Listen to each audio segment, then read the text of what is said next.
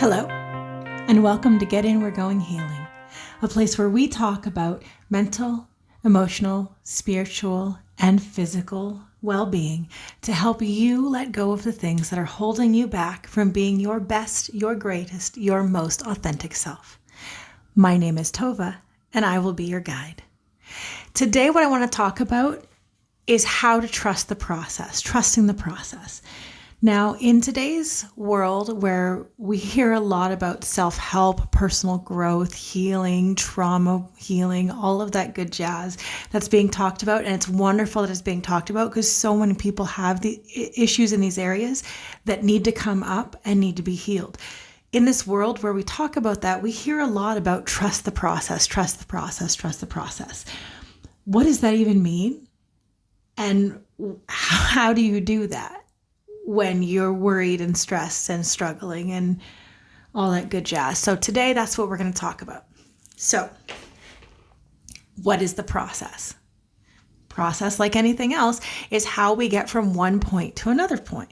So when we start our personal healing journey, and as I say, we start our personal healing journey, let's start our timer too, so we can keep track of our talk in these little bite-sized minutes. All right. So when we trust the process is how to get from the place where you are, where you realize that something needs to change, and the place when the healing will be at a majority of completion, where you're the most authentic version of you, or as close as you're going to get, a much, much, much closer version. The process is getting from those points. And a lot of things happen between realizing it's time to move past what isn't a life that you want anymore into living the life of your dreams, living and being your true self. So in that, you're going to have things that come up and down. Now, we've talked about this in, I think it was season 2, about the healing path and how the healing path goes up and down and up and down. And there are highs, there are lows. We talked about that in our recent channeling as well. There are highs and there are lows. So in the process, it's going to feel challenging when you're in a low spot. There are moments when nothing will be happening. You'll be doing the work on the inside. You'll be processing through. You'll be allowing painful memories to come up. You'll allow your feelings to feel through the memories. You'll move through validating your feelings. You'll move through knowing how to get there. If any of this language is new to you, by the way, if you're new to my channel, welcome. If any of these things about validating your feelings and moving through the feelings is new to you, check out some of the older episodes back into both season 1, 2, and 3. You will find some good nuggets in there that will help you understand what those mean. Being able to feel through the feelings, validating your feelings, doing parts work, talking to your parts, all that good jazz. So if you're new, check those out if you want to know more about those topics. So as you move through them, you're going to have points where you've done the work, but then the outside world hasn't changed yet. The things around you haven't changed yet. Your environment, your situations haven't changed yet. And that is where a lot of people begin to lose faith, begin to lose hope, saying, I'm doing the things, but nothing's changing. Nothing's getting better. It's all the same crap, the pile that it was before.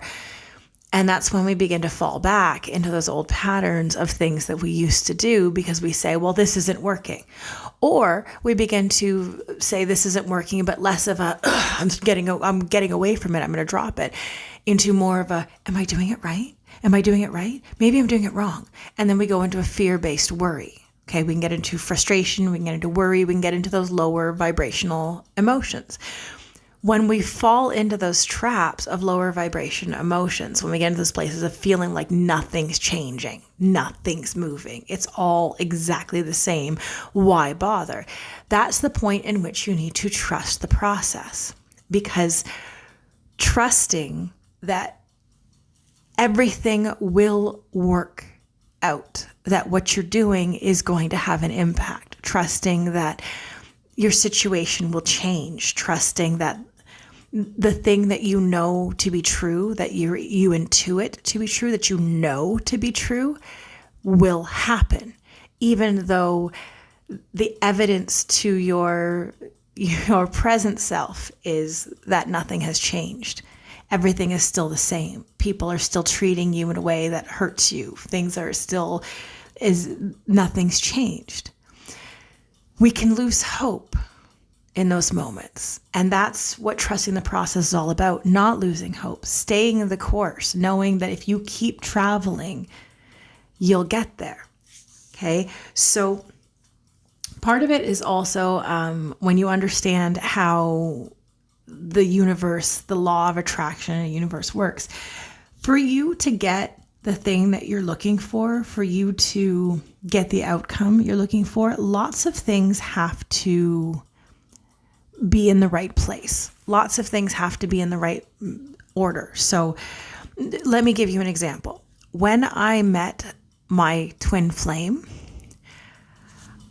in order for that to happen, I had to make the decision to go back to school. I had to make friends with a certain person in my class. And then that person is who connected me to my twin flame. That was the thread. Now, it wasn't just going to be a meeting instantaneously. Things had to be put into place. People had to be in the right place to connect at the right time. Our mutual friend had to be in the class I was in. I had to choose to go back to school in that particular class, which was a January start instead of a September start. And I had been considering the September start. All of those little things that were moved into place in order for all that event to happen happened without my knowledge, happened without my understanding, happened without my effort. I didn't have to do any of those things. And that's part of trusting the process, is trusting that we're doing the things that we need to on our end, and that the people that you need to cross paths with, the people who you are going to meet that are going to offer you opportunities, offer you friendship, offer you guidance, wisdom, connection, whatever, these people that you're going to meet, your paths need to intersect at a certain time. And it's a certain time that knowledge, that information is going to be passed down. For that to happen, you have to be put in the right place to walk that part of the path. And so do they, so that your paths will intersect. And all of that happens without your say-so. Their path is moving them towards you without anything on your part. You don't know anything at all about it. You don't have any input to that. But then you meet this person on what you consider random day, and they might say a certain thing to you or compliment you in a certain way, or say, you remind me of so-and-so, or tell you about something they're doing in their life, something that you needed to hear in order for you to go, oh, or aha, or that makes me think of, or that makes me feel. All of those things, those epiphanies is what I like to call them, those epiphanies, those aha moments. They are not by chance necessarily. They are orchestrated in the process, because that thing that they said sets off a series of things in you. That might be how you begin to know something. Someone might say something, and then that's the catalyst that your brain takes and then starts dissecting and working through and saying, well, what if I applied that solution to this problem I've had? I wonder if that would work. And then what you think is an epiphany moment of aha is really just everything having been put into place for that moment to happen, for that aha to happen, and for you to change the course. That's the process. And the other thing about the process is it's not this big magical thing. It might appear to be, in what I just explained, it might appear to be magical, but it's not actually magical. It's understanding that as you change, we talked about this recently too in a recent reading, I think. As you change the world, as you change the way you look at things, the things you look at change. As you change the way that you do things, the way that you see the world, the way that you interpret the information, the way that you interpret the connections, the way that you interpret your own emotional states, the way that you interpret all of it. As you go through and you do all of those things, it changes how you perceive the set of circumstances that come at you. And I know we talked about this a bit as well in the changing your perspective episode, just a few episodes back. When you change how you look at it, it changes everything. The situation itself may not have changed, but how you view it is what has now changed. And that changes the entire situation, because everything that we experience is through our senses, and we take that input and we jumble it around in our brain and we throw it together with what we already know and our preconceived ideas and our beliefs and the baggage that all of our family has handed to us and our culture and our society. And we run it through all those lenses, and then it spits out something at the end. If you change the lenses, if you change how you see it, the thing it spits out at the end is vastly different than what it did when you ran it through the series of things that put a negative spin on it, put an ugly lens on it, all those things. If you change the way you look at it, it changes. And I also want to remind you that this is a process. It is not an overnight thing. This doesn't happen instantly. As you are healing, as new information is coming up, as memories begin to come up for you to process and release, as all these experiences happen, it's not going to be overnight, because truthfully, let's be real, if it did happen overnight, you would go crazy. If all of the things that you had to sort through, all the traumas you had to heal, all the memories that you had to fix, all of the programming that other people gave you, if you had to do it all in one night, you would probably lose your mind. I mean, you are losing your mind, essentially. You are losing the part of your mind that processed this information in that way, because someone else told you that's how you're supposed to process it.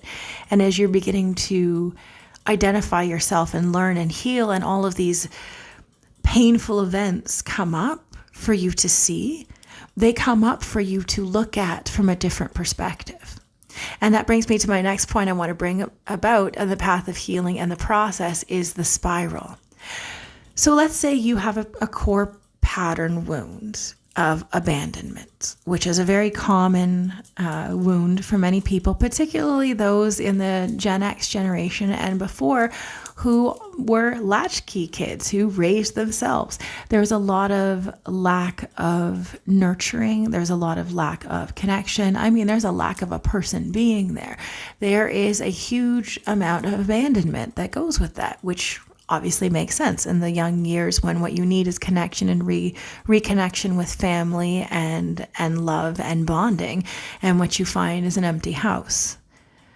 That, of course, would create feelings of loneliness and abandonment. So let's talk about that. So let's say you have an abandonment wound. So now, because that wound is there, you're going to circle it. And Michael Singer, in his book, Untethered Soul, talks about it as thorns. And I know I've mentioned this before. He talks about it as thorns in your heart.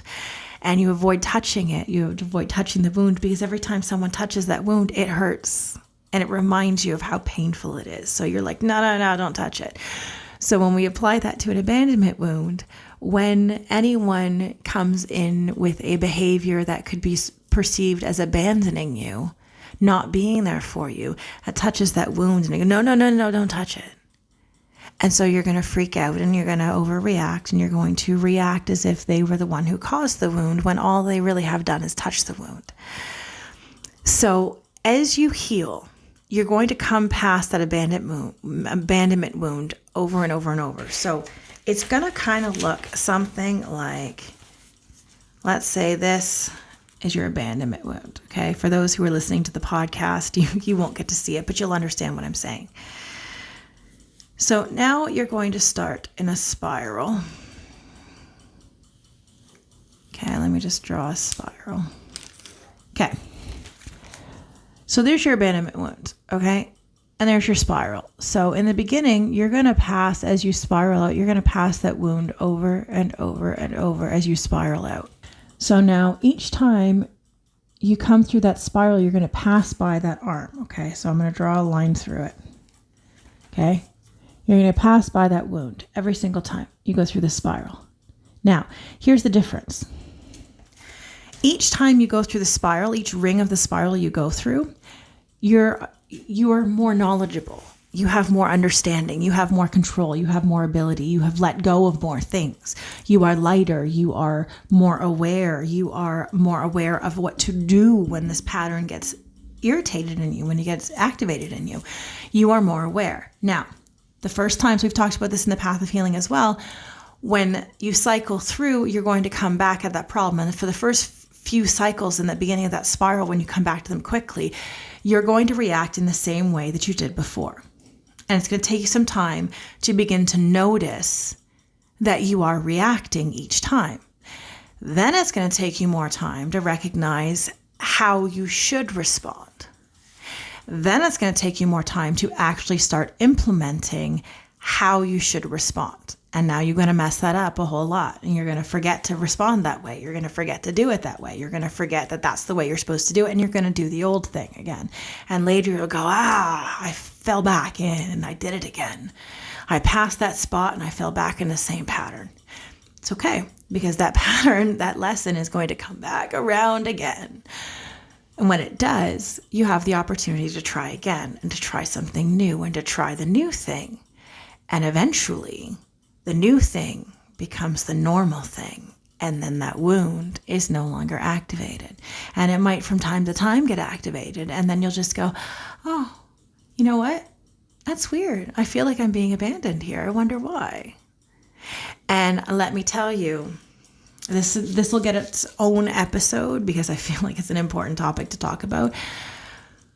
But this is some high level information I'm going to share with you, and it's going to take you won't be ready to see it yet, and it's going to take you a while to see it. But just remember that I said it, and it might tick off a few things in there. Other people will mirror to you the thing in you that you don't want to see, that you don't want to look at, the thing in you that is still in there, the wound. So as you have that, let's say, stay with the theory of abandonment wound, okay? Again, it could be any kind of wound. It could be poverty mindset, lack mindset. It could be like a bajillion different things. We're just going to go with the abandonment wound because we'll just stick with it. So that means each time that you experience the abandonment wound, it's just going to, right? And as you move through the spiral, it's going to get ticked off again. You're going to feel that abandonment over and over, because really what's changing in the healing is you learn no longer to abandon yourself. Yes, I said that. When you fear other people abandoning you, it's because you abandon yourself. Now I know how it sounds, and I know how frustrating it is when you are in the trenches of your healing. And I know how incredibly frustrating and annoying that it is when someone says to you, it's your own doing. I know. And I know there are going to be people who say it's victim blaming, it's gaslighting. Listen, let's get beyond these terminologies that are meant to deflect. Let's look at this from an understanding of the healing path, okay? Everyone mirrors to you the wounds in you that still exist. So if your fear is abandonment, you are afraid someone will abandon you. You're afraid someone who loves you will cast you away and not want you. Why? Because there's a very good likelihood that your needs were not taken care of when you were small, and an adult should have done them, and you had to do them yourself. So you are afraid that if you allow someone to see your needs, they won't meet them and they'll hurt you. But here's the part that is lacking in the understanding of healing through the abandonment wound, healing through that. And like what I'm saying about the mirror is that you're not a small child anymore. You're an adult. You're an adult who is capable of being there for themselves. So there's a good likelihood that if you are afraid that other people are going to abandon you, it's because you regularly abandon yourself. You don't speak up for what is right for you and your needs. You don't care for your needs. You don't do the things you need to do to care for yourself. You abandon yourself. You do things where you wait for other people to bring things to you instead of exuding it from within yourself. You abandon yourself. You wait for someone else to bring it to you because small you was wishing and hoping someone would bring it to you. So you still keep holding that hope that someone else will bring it to you, and you just stay open for their gift. But that's not their job to give that to you. It's yours. So when you don't be there for yourself, when you don't speak up for yourself, when you don't act in your own best interest, when you go against what's best for your well-being, those are all times where you abandon yourself. So if people around you are regularly abandoning you and not being there for you, is that what you're doing on the inside? I know. And it used to annoy the crap out of me when someone said it, until I got to the point of being able to understand it and went, oh. And then when I started being there for myself, when I started standing up for myself, when I started acting in my own best interest, I no longer felt like other people were abandoning me and not being there for me, because I was there for me. And that's perfect time on that. I was there for me. And so in the process, as you are going through this process, as you are learning and healing, okay, as you are moving through your healing path, trust it, okay? Let go of the things that are outside of your control, which is everything outside of you. Let go of trying to control the people around you and try to get them to push into place to make them meet the need that you're not meeting yourself. And instead, make the decision to trust that everything that you are doing is leading you to where you are supposed to be. Trust that as you do the work, it will show up in your external world. It will be reflected, because as within, so without. As you do the work, your outsides will change. Trust the process. Keep going. It will begin to show in your outside world. Energy changes faster. Your internal changes much faster than the things outside of you that need to be pushed into place for everybody to be where they're supposed to be for the paths to cross, right? So just work on you and trust the process. Keep going. Letting go of these things and being your true self is so worth it. It feels so much better than living a life of worry and fear and lack and all of those other lower vibrational sensations. And there's nothing wrong with that. But living in that space, it's not fun. It's hard. It's heavy. It's exhausting. It's painful. As you learn to do the work and you heal, as you trust the process to get you through the healing, as you let go of trying to control the outside and wishing it would happen faster, as you find more patience for the process, you enjoy the journey much more. It's not about the destination. And I know it's cliche, but I'm telling you, it's the truth. It's not about the destination. It's about the journey. It's not about getting to the healed place at the end where you'll finally be healed. And when you're healed, you'll finally be happy. That's not how it works. It's the process of getting there. It's the journey.